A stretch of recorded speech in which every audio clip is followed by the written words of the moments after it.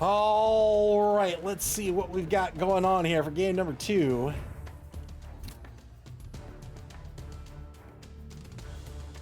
Shouldn't be too far into the game here. Turn number 1 for game number 2 this evening. And this game is going to be the Nappanee Nightmare versus the Grimdark Orchard. Proudstar versus Crikey. We've got Chaos Chosen versus Orcs. Nappanee Nightmare on offense. They are Chaos Chosen teams. So Chaos teams are very similar to Nurgle teams. I would consider both of them kill teams, meaning that once they skill up. So in this game, SPP stands for Star Player Points. Those are the experience points of the game. Players earn SPP for various things. They earn 3 SPP for a touchdown, 2 for causing a casualty, 1 for completing a pass, 4 for being the MVP, and so on.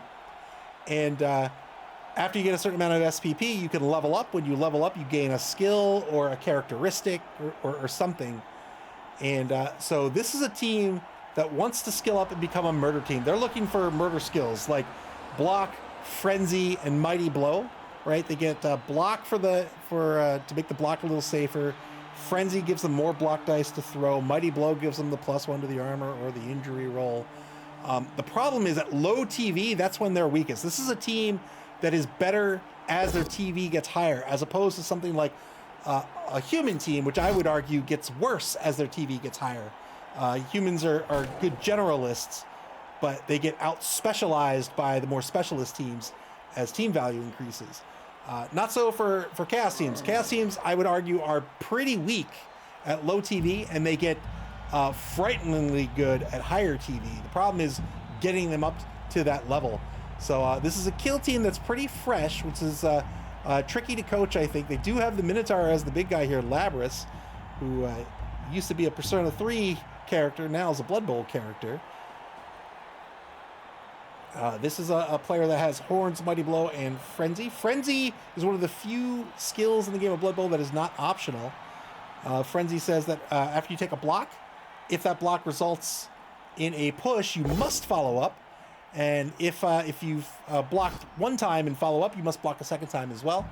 That is great for getting extra block dice, right? You're rolling more dice on your block, trying to ensure that knockdown. Bad for positionings that you must follow up.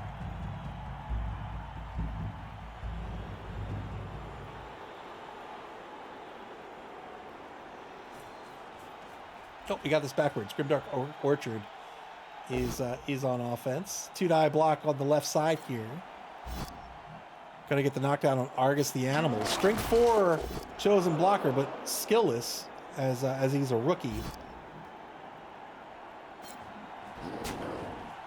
Yeah, sorry about that. Yeah, whoever's first in turn order went first. So yeah, Grimdark Orchard is on offense.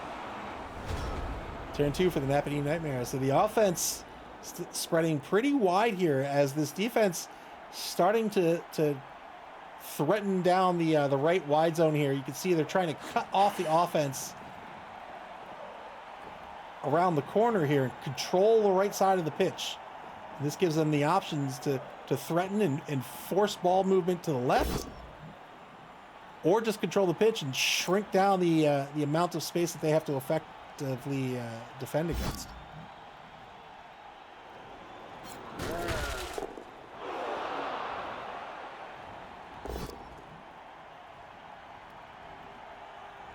Two-die block fails the reroll on the Journeyman. If you can't field a full 11 players at the start of a game, you must hire Journeymen. They are your linemen in all respects, except they come with the Negatrait Loner.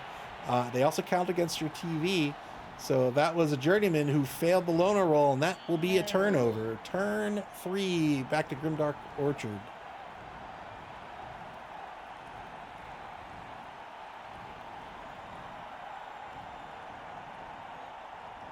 We're in Division C for this second game of the evening. Philosopher's Song at the top of the leaderboard with a record of 5-1-0. Pretty strong division here with 2 Necro teams at the top as well. You can see the Gastonbury Cavaliers currently in 4th place. That's an OWA team with a record of 3-1-2. But trying to crack that top 3, very, very difficult.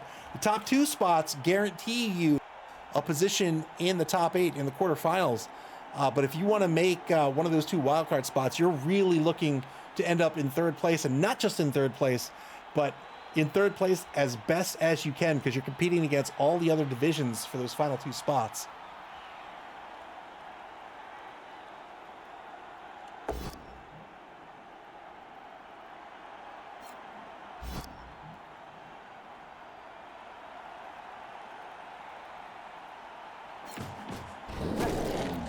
Good armor break on the left side here. Gets a stun against the number 5 Journeyman.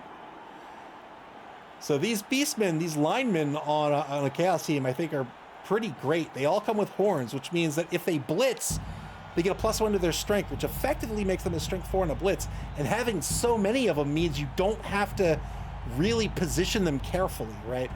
When you're talking about a team like, say, like a Necro team, where you've got really great positionals, but you only have 1 or 2 of each, you've got to position them properly. When you have a whole bunch of linemen with horns, it means you really don't have to worry about where that horns is on the pitch. You're always going to have someone available for that strength 4 blitz.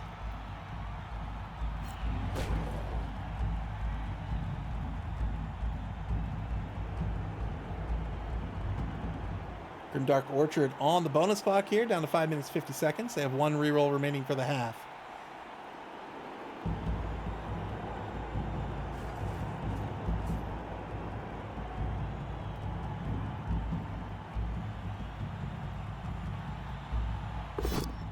Two-die block over on the right side of the line is going to be a POW against Ericos Boarded Blood.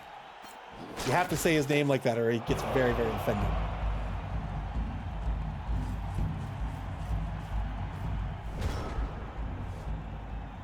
Makes his birthday is a little awkward. Happy birthday, dear Ericos Boarded Blood. Two-die, oh, that really hurts my throat.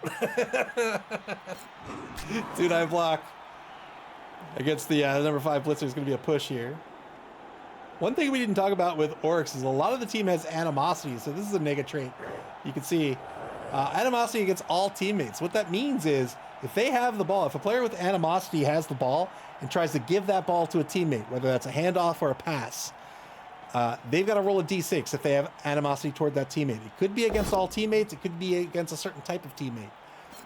On a 1, they refuse to give the ball up. So it could be a little tricky, or it could be a little scary at the end of a drive. Maybe it's turn 8. You really need to score, and you need to hand the ball off to someone. You fail that animosity roll with no rerolls remaining.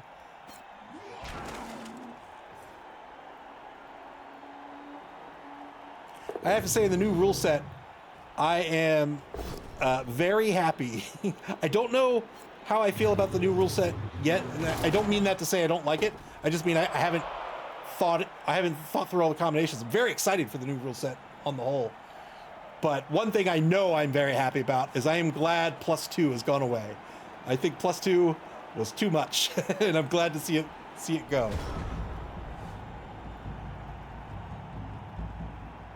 Electric Smith says, I bet his friends and family hope he doesn't have that many birthdays. Oh, boo, come on. His friends and family love him. Turn 4 for Grimdark Orchard.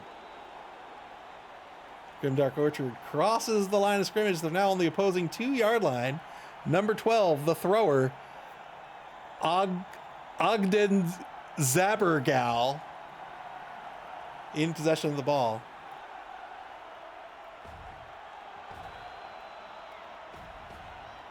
That's right, they don't want to sing the birthday song.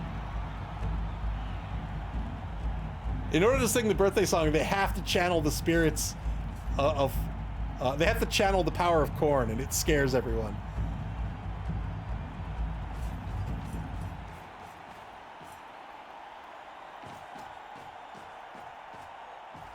Four-point cage set up across around the ball carrier, I should say.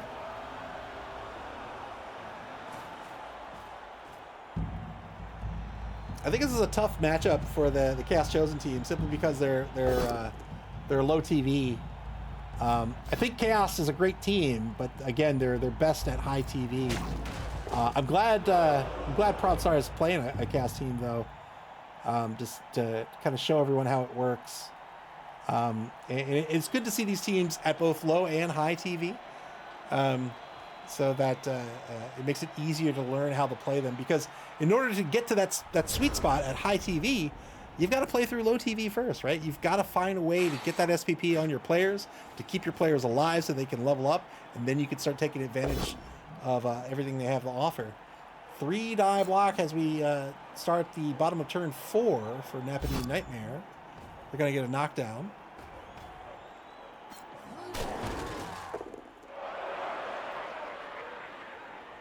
What is he doing? Is he Are you a secret hockey player? Like, what is he doing back here? It's like he's practicing skating. Look at this. He's like, I always wanted to be a figure skater. He's like my thrower.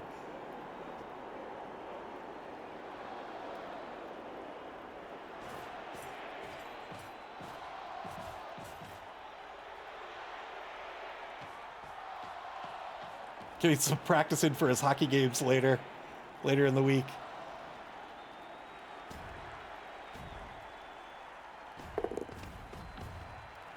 Two-die blitz by Labris. Oof. Spends the reroll. Got through the loner roll. Gets the knockdown, has to follow up due to frenzy. So spent a reroll here, got through that loner roll, and was able to get the knockdown. Oh, sure thing, Spire. That's a good call. Brown on black is difficult to see. Nappanee Nightmare now in blue versus Grimdark Orchard in red.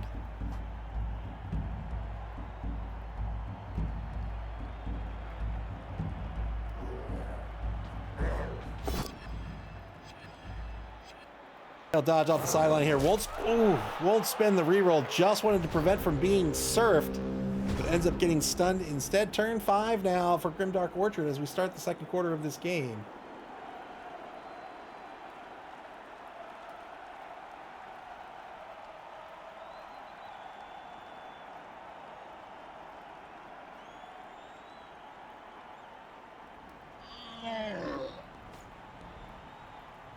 Grimdark Orchard. They've got some blocks to take. Being an orc team, I don't think they mind taking those blocks. The real problem right now is Labris, I think, over on the right side. Labris really locking down players on the right side here. You can see that Proudstar has done a really good job, despite we talked about all the problems with Chaos Chosen at low TV, but then we also talked about like how it's really good to sort of see these teams at their weakest and how coaches play them, right, to get them up to where they want to be. And you can see what Proudstar has done here. He's set up some players, right? So he's marking the front of the cage this way. He's got this big strength 5 player over on the right side here. He's got a mark on the back side of this cage here. He knows he's up against a team that isn't particularly agile. So he's locking down these players. Sure, the orcs want to take blocks, but if they take these blocks with these players, there's nowhere else for them to go. They're going to stay right where they are. They can't really break this ball loose, and they're kind of stuck. 1-die stand-up blitz against the Minotaur gets a push. That's right, Telestrator of Doom now officially in effect for the game. 2-die block against Argus the Animal with the fire horns. Gets a knockdown here, looking for a big 10+. These are two high armor teams. Armor breaks are going to be few and far between.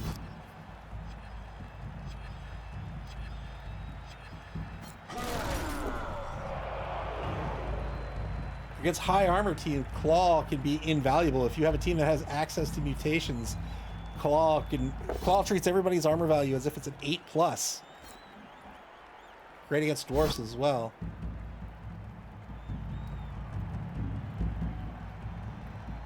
Although, from what I understand, dwarfs have changed. They're now going to be a fouling team.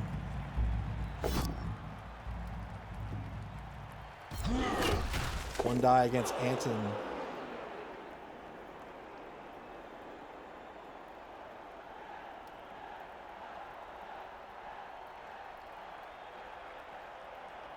Grimdark Orchard Taking those blocks we talked about, clearing the cage, but now the cage locked down with nowhere to go, and that'll be the end of the turn. Turn 5 back to Nappanee Nightmare with 1 reroll remaining for the half.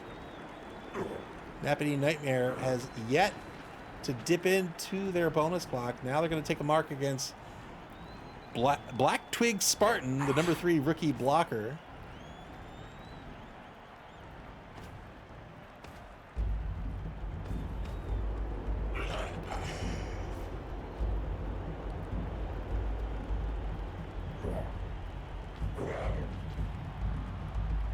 Standing up players. Here's a 2-die against Candle's Synap. Gets a POW out of this. 9+ with Mighty Blow. There's the armor break. Gets a stun. Again, must follow up due to Frenzy. And now a mark on the ball carrier.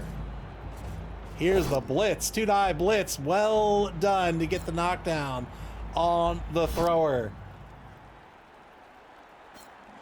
Great blitz by Proudstar. Ball's going to bounce back in favor of Grimdark Orchard. That was a great blitz. This is not even the right game. But sure, we can watch this again. I couldn't remember if I actually took the replay or not. Great, lovely.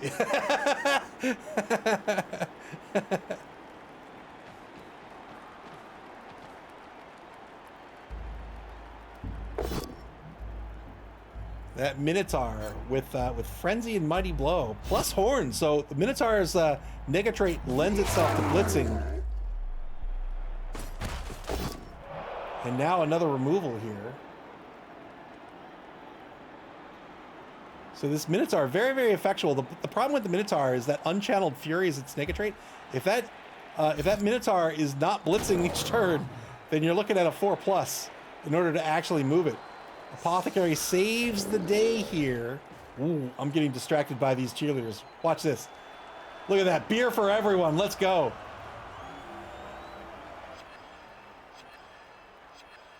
What's that replay from before your vacation?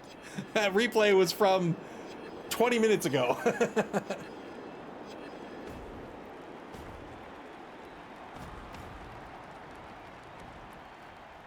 But that Minotaur, wanting to blitz, getting the +1 with Horns, bringing that to a 6+ strength on the blitz, with Mighty Blow getting a +1 to the armor or the injury roll, with Frenzy getting 4 dice or maybe even 6 dice out of the blitz.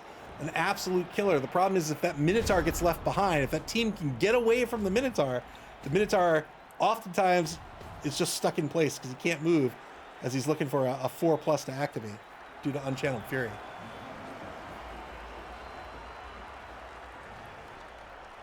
Right. Blitz or block. He's got to be hitting someone in order to move. Well, in order to move on a not 4+.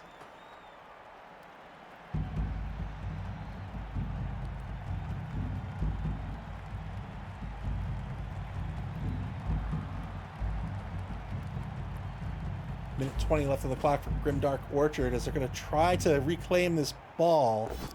It's going to be difficult to do.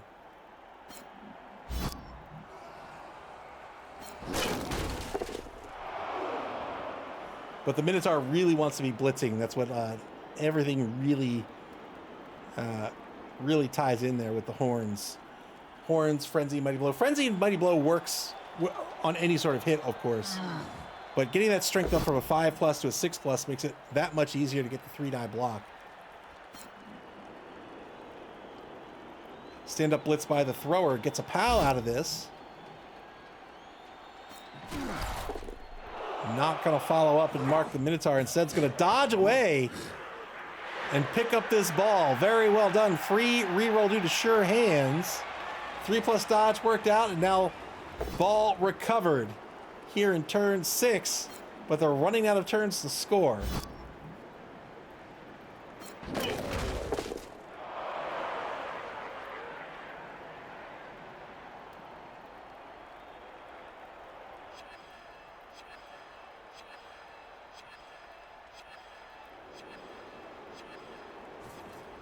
See, you think this here is the symbol of chaos, but it's not.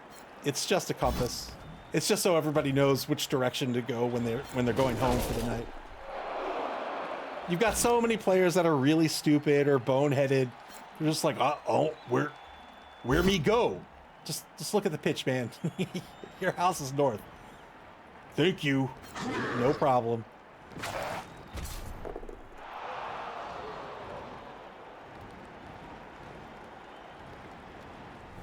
Turn 6 for Nappanee. Nightmare now. Every way is north. Every direction is north.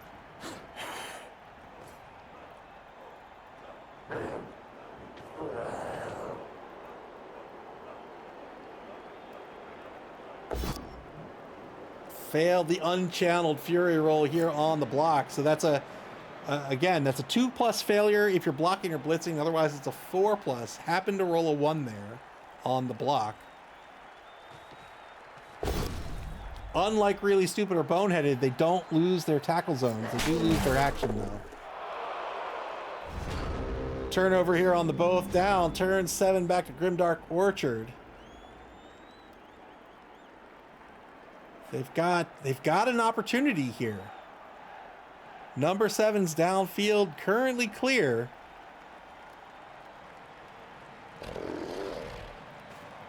Not quite in scoring position just yet.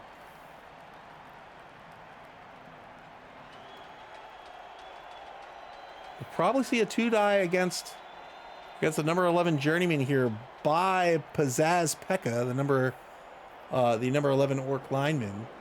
That'll free up the thrower.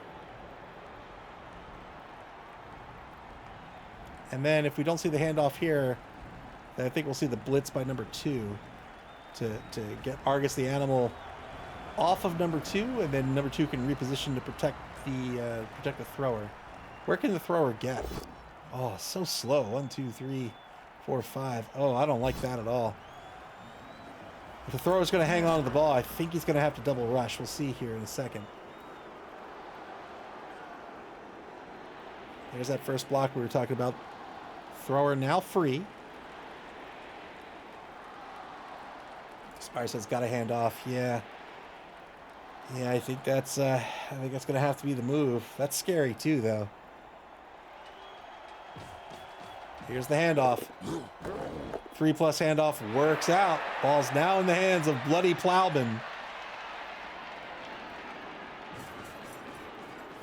Takes off downfield. One rush with the ball carrier. Number 6 has a 3+ dodge. Oh no, 1-die block as a skull. Has to spend the final reroll. Gets the knockdown here with Argus, or against Argus the animal. That's going to free up number 2 to reposition. He's a thrower, not a handoffer. That's a good point. So handoffs in this game are just a catch roll. So throwing in this game is very much discouraged, as it is the most risky action you can take, and that is just because there's lots of die rolls involved. You have a pass roll involved, there's a pass interference roll involved, and then there's a catch roll involved at a minimum. There's lots of die rolls involved, and so it can be risky. A handoff is just a catch roll. So a handoff doesn't even take into account the current ball carrier's stats in any way. You just hand the ball to the person trying to catch, and they're going to make a catch roll, which is their agility modified by anything else, such as being marked. So handoffs are much less risky than a throw. However, oh, good removal. 2 SPP for Ericos Boarded Blood. Happy birthday, guy. Yeah, so a handoff is much less risky than a throw, but they're each once per turn actions. So you can combine a handoff with a throw to make really big plays and move very, very far down the pitch. We have seen a dwarf team go from end zone to end zone that way.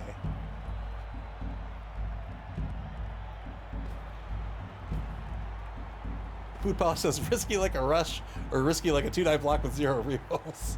Risky like a rush. One die blitz. Gets the knockdown here. Larry Longhorn with an effective strength of 4 on the blitz. Knocks the ball out of the hands of the ball carrier, and now it's strength 4 versus strength 3.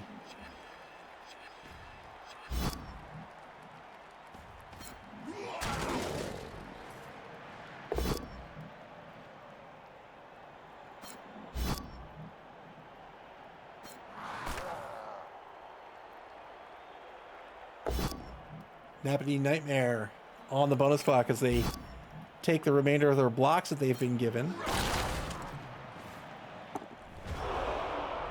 Unlike star players, you can hire journeymen. So if a journeyman ends up picking up SPP on your team, you can hire them, and then there'll be a permanent player on your team. They lose the loner nega trait when you do so, and they keep any SPP they earned.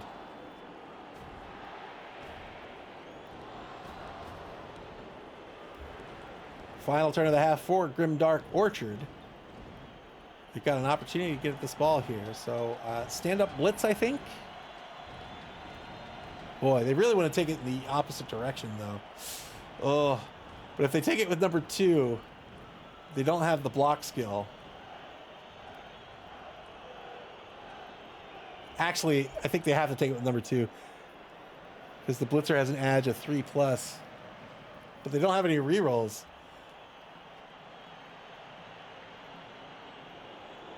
Nobody else can get there. Well, so you could blitz, say, Anton, but then he can't get there. Oh, so tough. So tough. Spire says stand-up blitz, big and pickup. Yeah, but yeah, I don't like the 4+ without a reroll. 2-die blitz gets the knockdown here.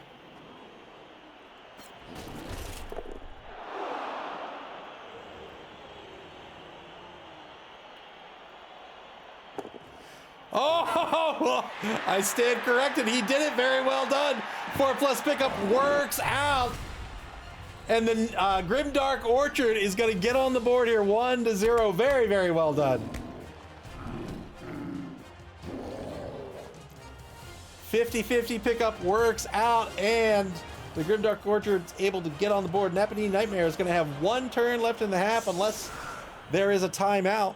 Then they'll get 2 turns. Otherwise, they're going to be on offense to start the second half of the game. James like Snack says textbook turn 8 style. Spire says, you dance, big orc. It's not often that a biggin gets to score a touchdown. Crikey says, zug zug. What is the green spot? Like, what is that?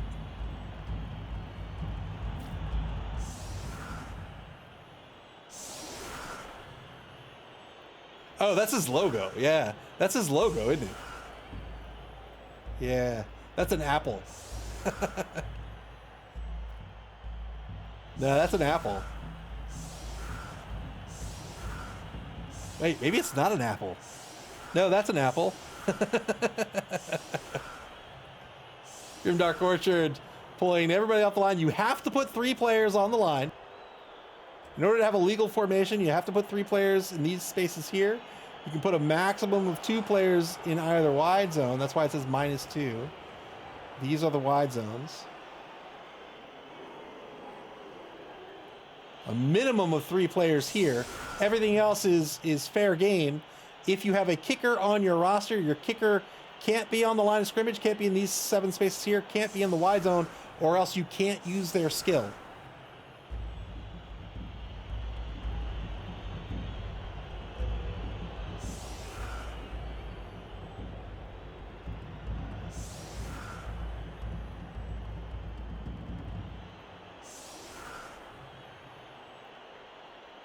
Oh, I had to blow my nose and I ran out of tissues. All right. Nappanee Nightmare here, basically hoping for a timeout. Otherwise, they're just going to try to smash this line to bits. Wait, does he have a one? Oh, I was like, is there what 1 turn opportunity does he have? but I don't think he has one at all.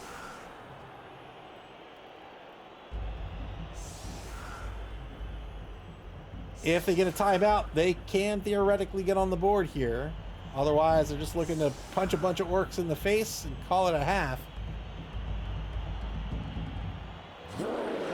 Here's the kick. Oh, they got the timeout! 2 turns left for Nappanee Nightmare. They can get on the board.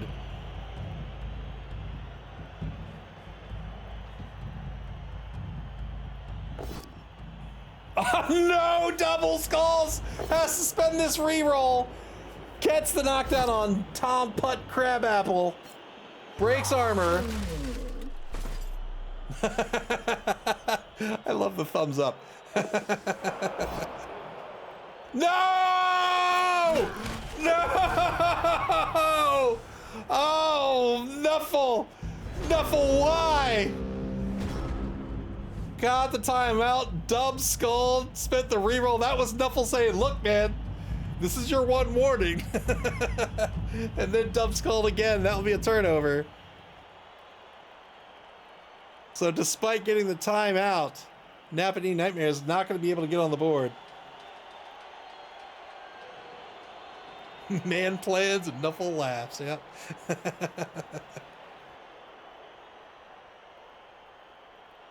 We're certainly trying to run this ball down here.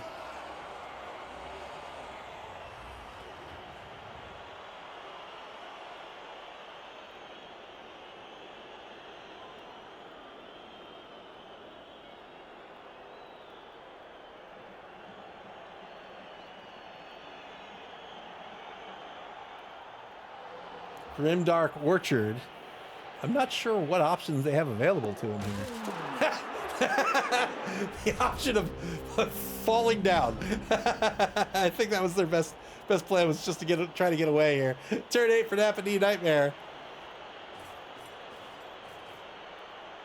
Nuffle always brings skulls, that's right.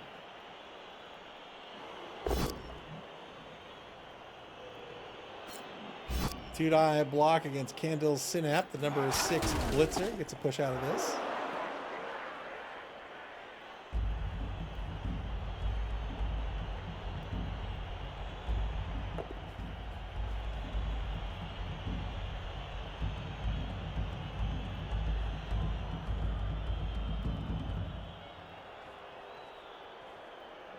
Six assists on a potential foul right now would bring this down to an AV of 4+. Let's go. AV 4+. Got the KO. Unfortunately, the ref saw that coming a mile away. Tried to argue the call. The ref said, no, look, man, clearly a foul. Get off my pitch. And that'll be the end of the half. 1-0 Grimdark Orchard in the lead as we go into quarter number 3. Nappanee Nightmare will be on offense. And as with any team who's given up a touchdown in the first half, you have to think about whether you want to win this game or whether you want to draw. I think for Nappanee Nightmare, at least for me, my first thought would be playing for the draw. Of course, if you find a way to score, you're always trying to score. Like, you're never giving up the opportunity to score. But when we say playing for the draw versus playing for the win, what level of risk are you okay with, right? Do you want to risk a lot to try to win the game? Or do you want to risk a lot less and try to play for the draw instead?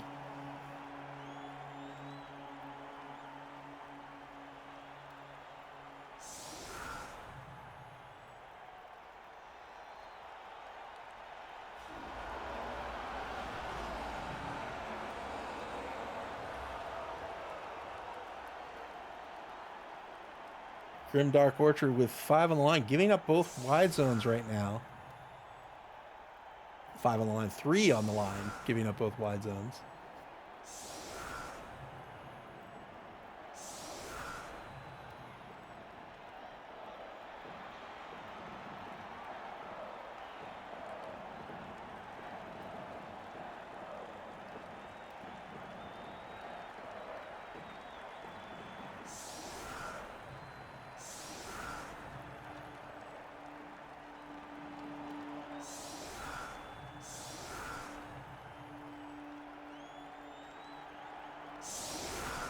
Setting up in a box formation. 3 on the line, keeping the Goblin and the thrower safe in the inside here of, you know what, let's call these linebackers. The 2 inner linebackers are the Goblin and the thrower. Now 8 on the line for the Nappanee Nightmare with Speedy Gonzalez back to receive.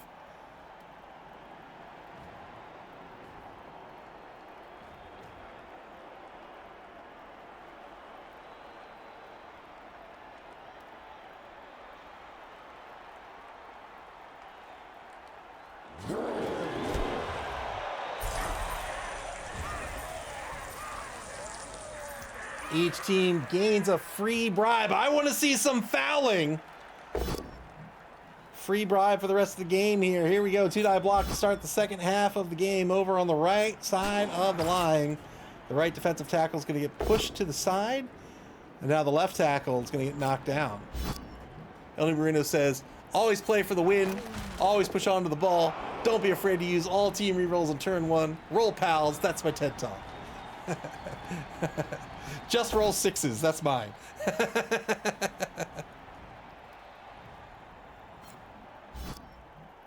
Stop rolling so many 1s.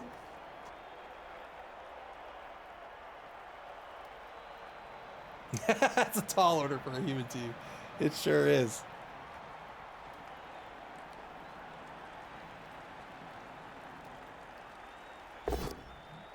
Two die against Vuoko Pekka, the number 10 lineman.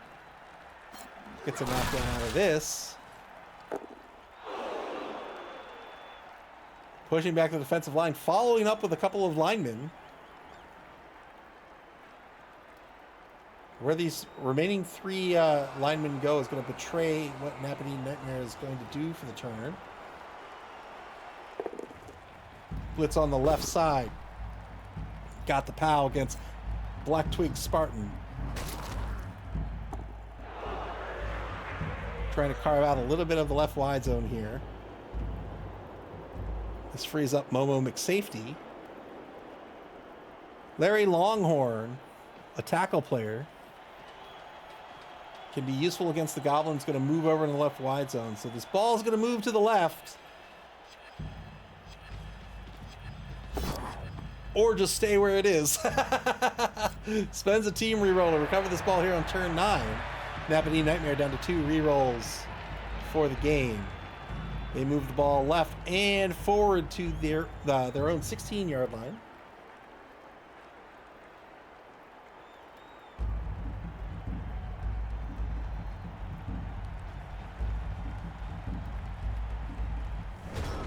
Turn 9 for Grimdark Orchard.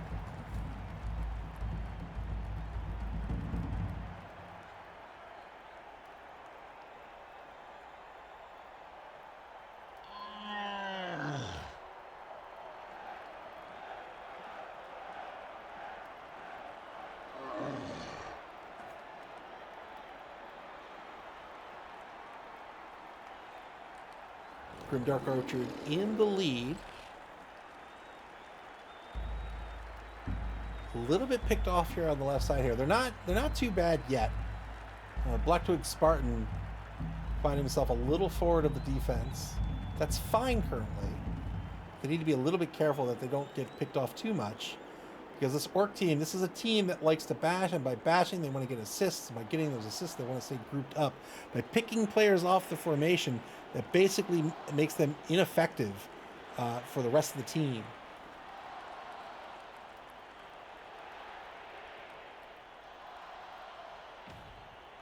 "53 seconds left on the clock as Grimdark as Grimdark Orchard. Grimdark Orchard. That's what they want to do. They're going to blitz over in the right wide zone. Going to get a knockdown here thanks to block. They're going to get 2 SPP thanks to block. Well done.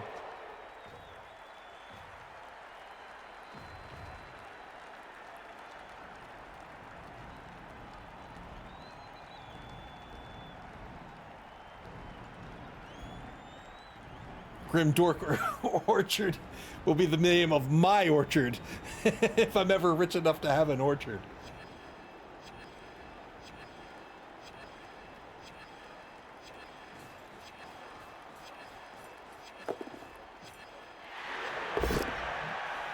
2-die block in the left wide zone will be a push.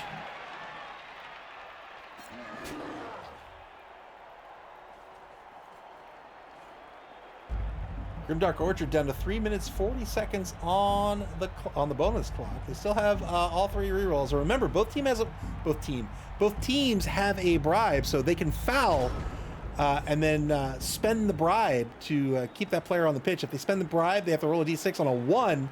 The ref's going to keep the bribe, and they still get ejected. Otherwise, we'll take the bribe happily and keep the player on the pitch.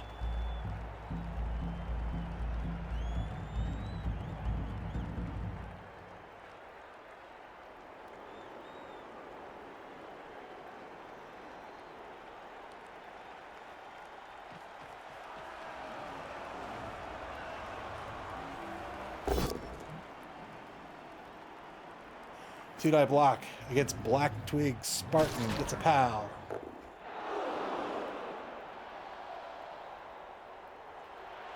So the Nappanee Nightmare continuing to push this team over to the right side here.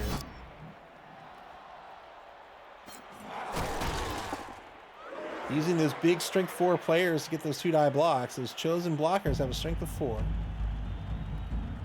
What does this mean? Is this a mercenary? It is a mercenary. Picked up a mercenary. So another thing you can do in the inducement phase. So in the inducement phase, you can pick up lots of things, right? You can pick up star players, which we saw in game number 1. You can pick up things like a wizard that you hide in the stands, or extra cheerleaders, or extra coaches, or a special coach. There's lots of things you can pick up. I believe journeymen are technically in the inducement phase. I'm not sure, but one of the things we don't see all that often are mercenaries. So a mercenary, so your journeymen are your standard linemen that you have to pick up if you don't have enough players, right? Mercenaries can be anybody on your team, and otherwise it's the same way. They're a loner, but it's a rookie positional. So you can pick up, if you really need a blitzer, you can pick up a mercenary blitzer, for example, or a mercenary catcher with your petty cash that you wouldn't maybe otherwise be able to afford with whatever's in your treasury.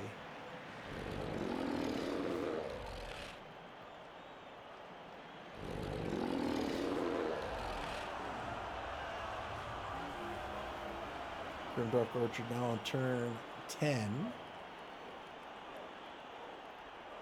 They've set up a wall here, almost seeming to invite the Chaos team to move down the left wide zone. Perhaps more likely just trying not to get drawn out of position, allowing the cage to move this way.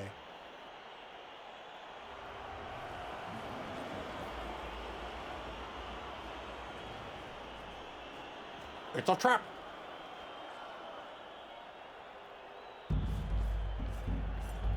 Oh man, I'm an episode of Pluribus behind. I should catch up on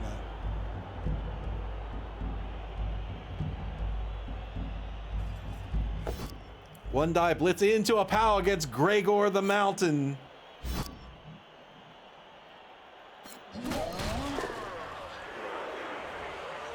So I have this single player board game. It's based off of a very popular board game called Gloomhaven.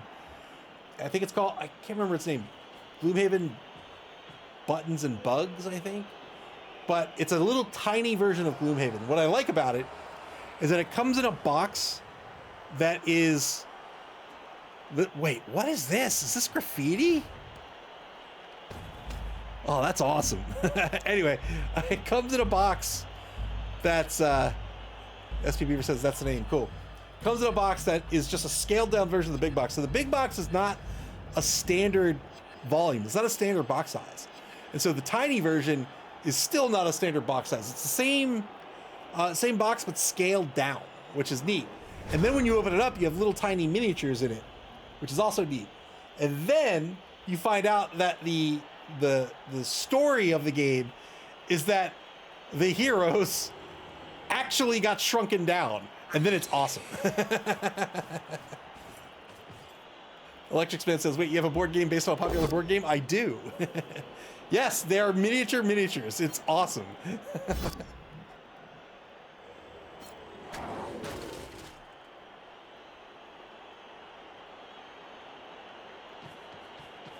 And the maps are like, it's like Honey, I Shrunk the Kids, but high fantasy. Like the maps are like hiding behind like spools of thread and stuff. It's so cool.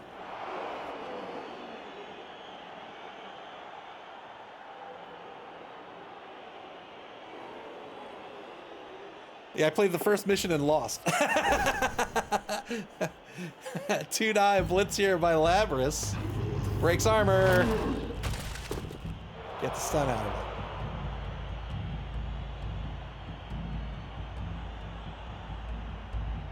So now with the orcs filling in the gap over in the left wide zone, Nappanee Nightmare trying to shift back to the right. You can see, more importantly, Proudstar continuing to move forward. You'll see the orcs do this too a lot. Or really any bashy team. Let's say they're in a tight cage. It doesn't really matter what their offensive formation is. Whatever it is, we'll call it a tight cage. They'll bash somebody down and then move forward a space, right? Bash somebody down, move forward a space, right? Keeping that ball moving. Block. This is not going to work out. Spends a reroll. Got the pal this time. El Nubrino says Telestrator of Doom. In effect. Oh, you know what? I forgot to pay out winners. Let me do that.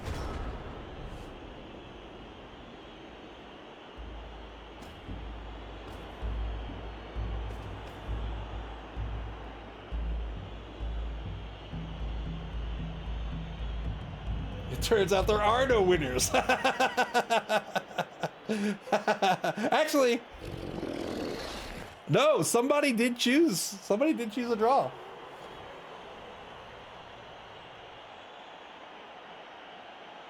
Oh, went to Clypheus. Congratulations to Clypheus.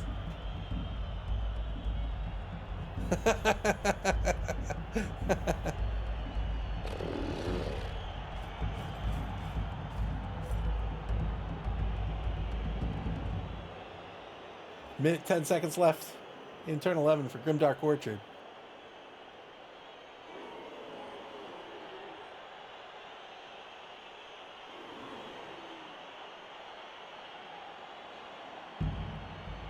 Blitz over on the left side now. Number 6 on the blitz. I'm going to pronounce this. Widchik Mac Smaragd. Easy. Easy.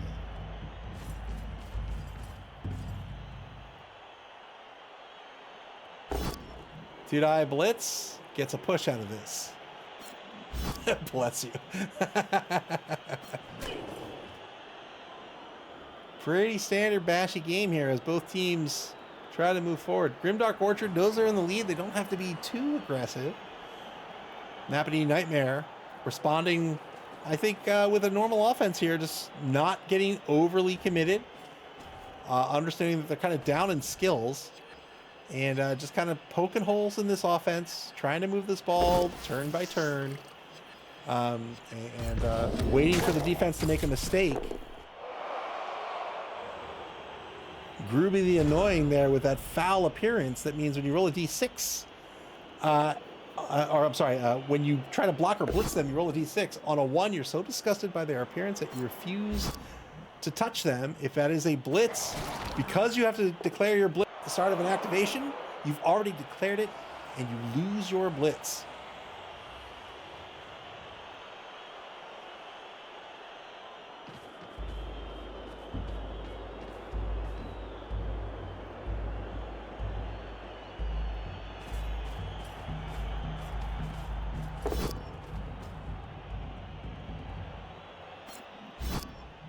Two-die blitz by Gregor the Mountain gets a push out of this.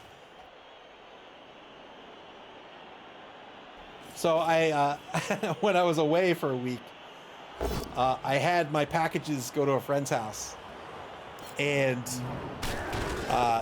there were 3 packages. 2 of them arrived before I left.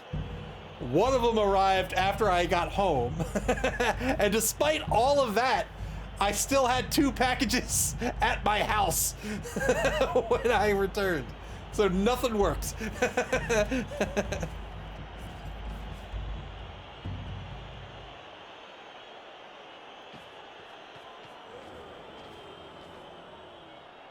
It's like you get punished because your opponent is disgusting. Nappanee Nightmare shifts this ball over to the right wide zone. They're now across the line of scrimmage to the opposing 2-yard line. Turn 12 for Grimdark Orchard. Final turn of the 3rd quarter.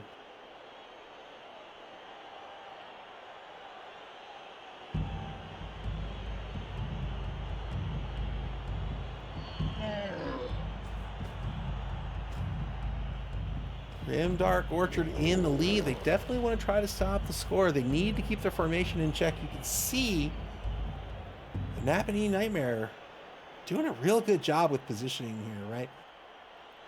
So they shifted over to the left. Couldn't get a lot out of it. That's fine. They shifted back over to center pitch. And they set up a wedge here and then shifted over to the right, right? They're trying to pick these players off.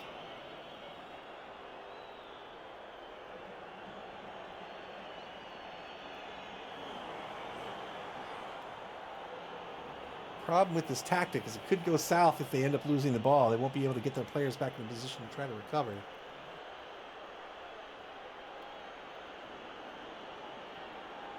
I love number 13. He's just like, just call me when you need me.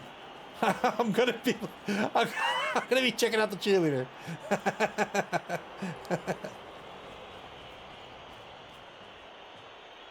Grimdark Orchard pulling back the 2 players in the secondary, the thrower and the goblin, just in case somebody gets behind this defense.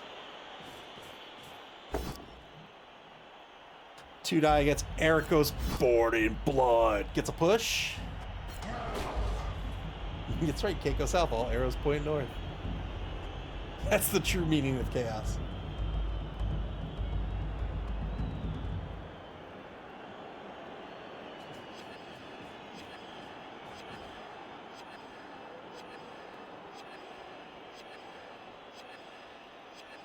I probably shouldn't be saying this, but I'm going to say it anyway. I once met somebody's girlfriend who greeted me with, I'm not making this up, was like, "Hi, I'm a Chaos Witch." And I was like, all right. Cool. Not, "Hi, my name's Nancy," or whatever. Just, "Hi, I'm a Chaos Witch." Oh, okay, all right. I guess that's important.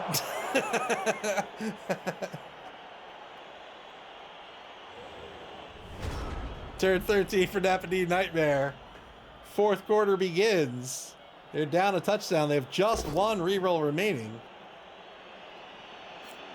Two-die block to get things started. It did leave a lasting impression. That's very true. They were like, this is the first time I met them, by the way.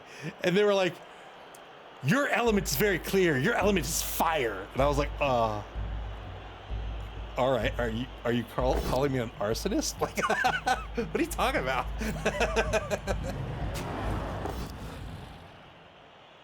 Two-die frenzy follow up here into a push.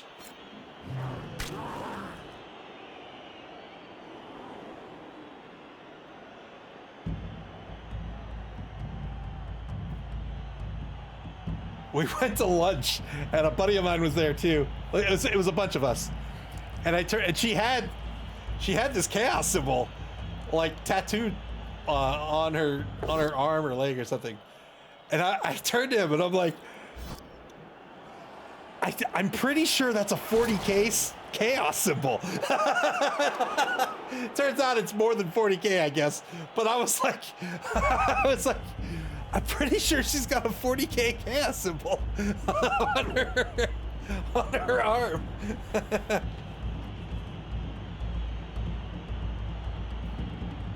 Black Wolf said, without skipping a beat, I would have been like, "Excellent, I'm a witch hunter of Sigmar." Electric Man asks, "Did you respond with 'Hi, I'm human' or something?" No. I think I just said like, "Oh, wow." probably was polite and said like, oh, what does that mean? Or you know, oh, tell me more about that.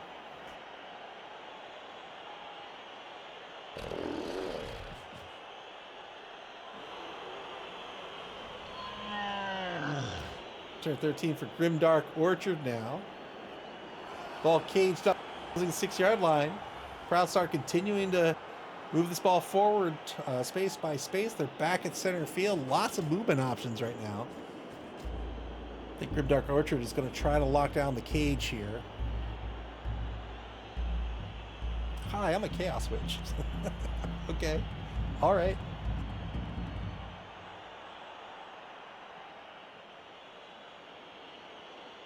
Hi, I'm a Tron program.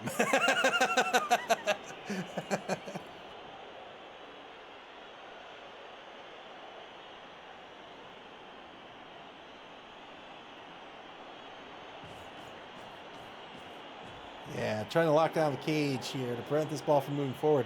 They've still got more work to do, however.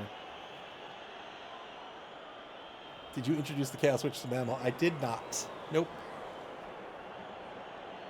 After that one day of, I decided we probably weren't going to be friends. Black Wolf says, gotta know, are they still together? They are not. They are not still together.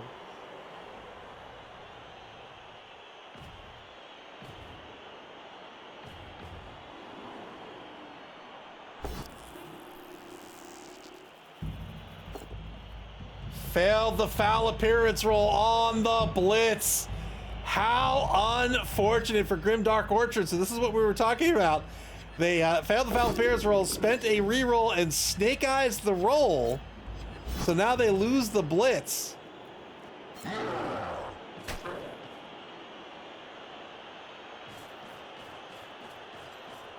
Heavy pressure on the ball carrier now. Had to reposition number 6 over to the left side. Electric Smith says, is it safe to break up the Chaos Witch? I have no idea.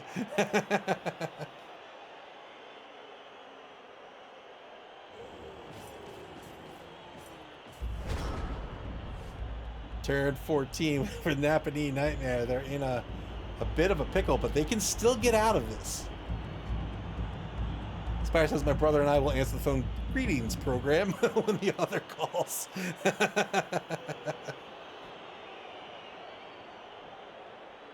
I've been rewatching the Terminator movies. I'm 4 movies in. I will say 3 and 4 are not as bad as I remember. Well, 3 I think is not bad at all. 4 I think is fine. The whole like death row inmate storyline doesn't make a whole lot of sense. But otherwise it's fine. And now I'm on the cell phone one. What's it called? I don't remember. I'm on the 5th one.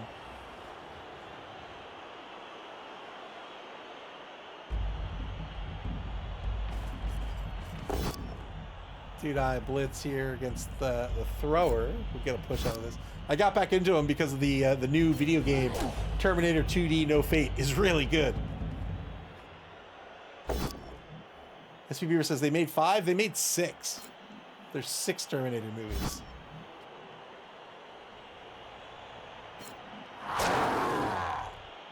Great removal here.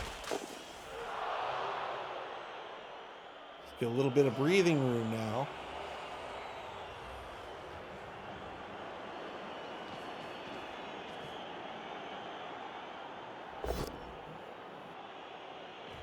Black Wolf says T2 was the best after that. They were just pretty good. Genesis, that's the name of it. So it's Terminator 2, Terminator 3, so Terminator 2 Judgment Day, Terminator 3 Rise of the Machines, Terminator Salvation. The 5th one is Terminator Genesis, and then the last one is Terminator Dark Fate. So after rewatching 2, which is great movie. First one's a great movie, second one's a great movie. Third one, I think, is fine. It's not bad at all. But I think the second one is great because of Act 1. Act 1 is brilliant. And I think without it, it just becomes an okay movie. But Act 1 is set up just like Act 1 of the first movie, right? So you see the Terminator, you know, teleport in, and it's Arnold Schwarzenegger, and it's the same beats where he's like getting clothes and a ride and stuff, and sunglasses and whatnot. But cleverly, he doesn't. He's not seen killing anyone. He's just seen like messing people up. And then you see another guy teleport in, and just like the first movie, the police are there, and he's affable, and they're both looking for John Connor, and so it sets you up. It's like, oh, okay, so it's just like the first movie. Here's the bad guy, here's the good guy, and then when they at the end of Act 1, when they confront John Connor, and then you see Arnold Schwarzenegger, the T-800. Shoot the T-1000, you're like, what? So I think without that opening act, it's okay. It's okay, or it's good. But that opening act really makes it awesome.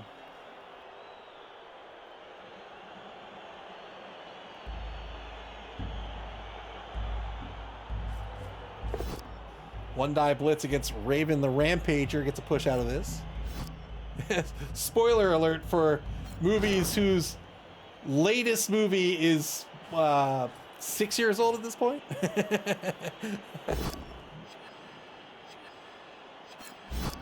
Yeah, Terminator and Terminator 2 definitely hold up. They're classics. Terminator 3, I think, is better than at least I thought it was when I first saw it. Another failed foul appearance roll. Spends a reroll to get the knockdown.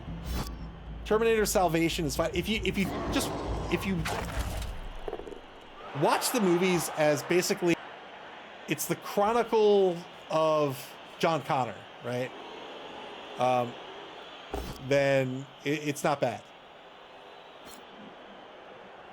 Salvation gets a little weird with the like, I guess it's the prototype T-800. Like,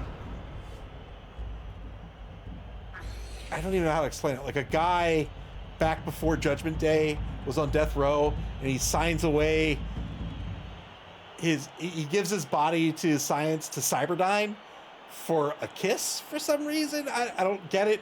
And then I don't understand why they need his body in the, like, why was he resurrected as a robot? It makes no sense. It's really goofy. If they just got rid of the whole death row story arc thing, I think it's a much better movie. Two die stand up blitz against the number 1 big and blocker gets a foul out of this.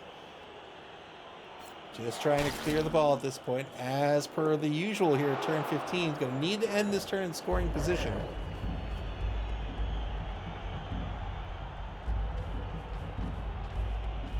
Clearing the ball carrier with the Minotaur will give them a lane to move through. We can minimize it to 1. Actually. Oh. Oh, no. Oh, no. So Raven the Rampager now is the real scoring threat.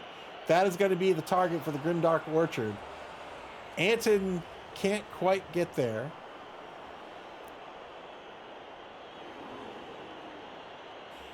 Oppo Stabs us, welcome to the stream. Oppo Stabs us says, so I have a pretty good Terminator story if you want it. Sure.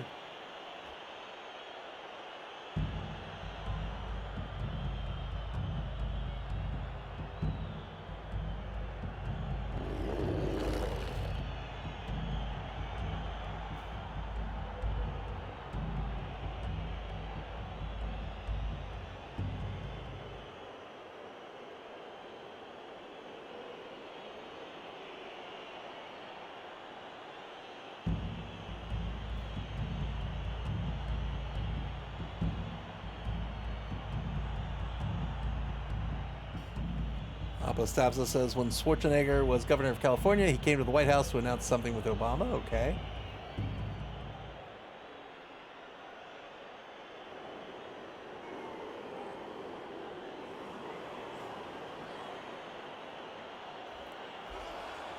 Blitz on number 9. Here we go. Two-die blitz got the POW he was looking for. I think that shuts this down. I think Grimdark Orchard is going to win this one 1-0. I don't see how else Nappanee Nightmare can get on the board here. Apostabza says, I was in the White House press corps at the time. That's super cool. So we all gathered to ask Schwarzenegger questions.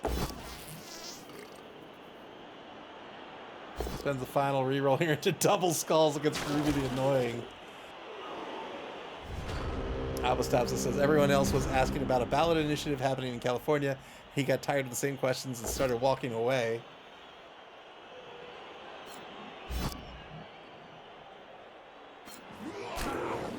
Nappanee Nightmare, really nothing to do here except take some blocks, I think. I don't see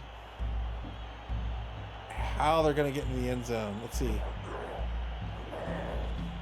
I guess they could jump.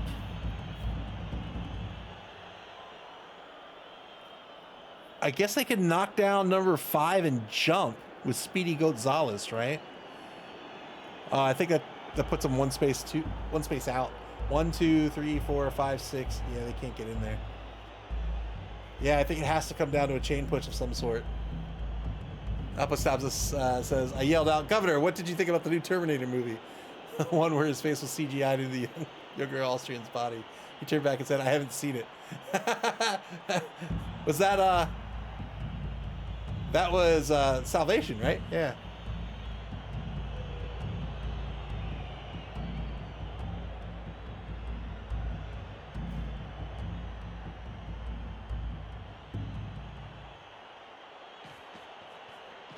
PB Nut says, in tabletop, this is easier. Just miscount the squares and say you scored. Ajax the Riot, welcome to the stream. Yeah, so it looks like he's just going to block down some players. I don't see any way for this to happen. He's going to get a surf against Mutsu's Trogsta. Ajax the Riot says someone was making weird counts in the tournament I played in. Yeah, I get so exhausted with stuff like that. People do it all the time. Not all the time. I would say most people are good sports, but you always have to be on your guard because there's enough bad sports where you're just like, come on.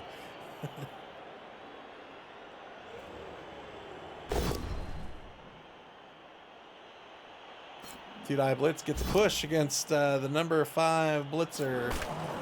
And I think repositioning here for the for a 2-die against Vuoko Pekka will end the turn here. 2-die block coming up. Gets a knockdown, looking for a 10+. Yeah, that was a great story. That's super awesome.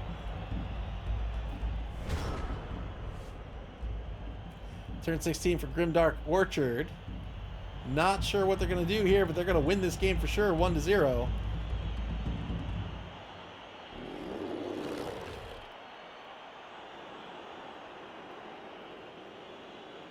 Just looking for some STP at this point. 2-die block gets Raven the Rampager. They might get it here, looking for a 9+.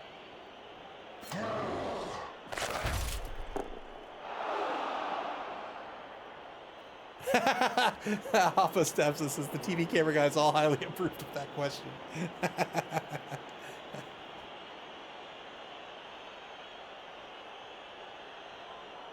That's cool. That's a cool job you have, or at least had. That's really cool.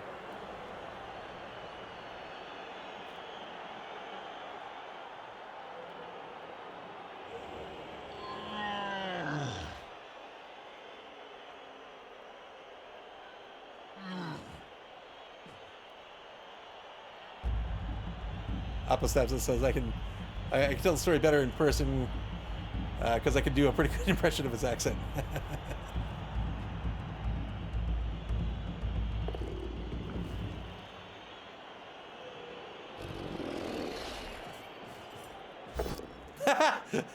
Black Wolf says it's been a great stream. We got a Chaos Witch story, a Terminator story, and some great PV games.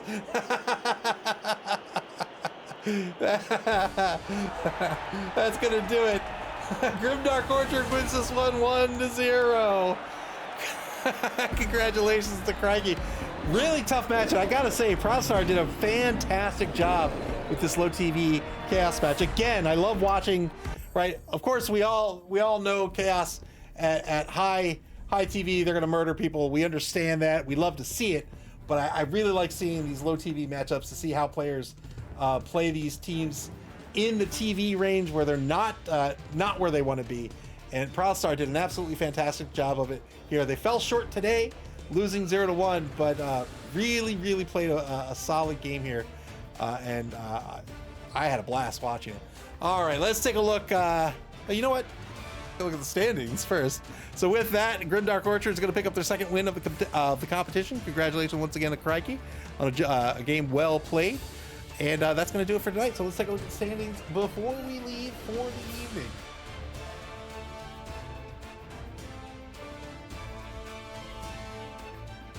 All right, coming up next, we have, I don't know if that'll be a doubleheader. I didn't realize I see it's 8 o'clock. We'll see. But we're definitely going to have a game at 7 p.m. tomorrow, Tuesday, December 16th at 7 p.m. Eastern Standard Time. That's UTC -5. We've got the World of Cheese versus the Rockettes, James Like Snacks versus Real Human. And I don't know what those teams are. I think World of Cheese is Pro Elves. Let's see, yep. Elven Union, or Pro Elves, versus Dwarves. So we've got Pro Elves versus Dwarves. That'll be super fun to watch. And then, at least so far, we've got a second game at 8 o'clock p.m. That will be Entanglements versus the Fishy Fiends. That's Conkill versus Ajax. That will be Imperial Nobility versus Chaos Renegades. Also a fun matchup to watch. Then this Thursday, we're gonna have two games, not quite a doubleheader, but we're gonna start the evening at 6 o'clock p.m. Eastern Standard Time and have the current Chaos Cup and Spike Magazine trophy champion BB Nut and the Believe Broncos versus the current league champion Nick Satan and the Dream of Wish Foundation. That's Nurgle versus Halflings. Super excited for that matchup. And then at 10 o'clock p.m. that night, we're going to finish out the evening with the Discomancers versus Dead and Loving It, Ian versus S. Beaver, and that will be Necromantic Horror versus Vampires. Two more games left to be scheduled here in week 6 of 9. And when those games get scheduled, you'll be able to check out and get alerted to that schedule on our website at maml.club. That's MAML.CLUB, here on Twitch or on our social media pages on Blue Sky, X, and Facebook. You can also watch previous games on our YouTube channel. In fact, one of these days I'll put it in the sign-off. You can come to our Discord channel as well. There's a link right there in chat. We have dedicated channels for our standings and our schedule there as well. The schedule is in whatever your local time zone is, so you don't have to do any weird math on the time zones. And of course, you can come hang out and talk some shop with us. You got to play Blood Bowl, man. This game is a ton of fun. You can play Blood Bowl via Blood Bowl 3 on Steam, the Epic Game Store, PlayStation, and Xbox, and in tabletop form at your friendly local game store until tomorrow night at 7 o'clock p.m. Eastern Standard Time. Again, that's UTC -5. Take care, everybody. Thank you, everyone, for hanging out tonight. Thank you very much for the kind words, ProudStar. Thank you for the game as well. Play Snotlings, everyone. Yes. Take care, everybody, and enjoy the rest of your Monday evening.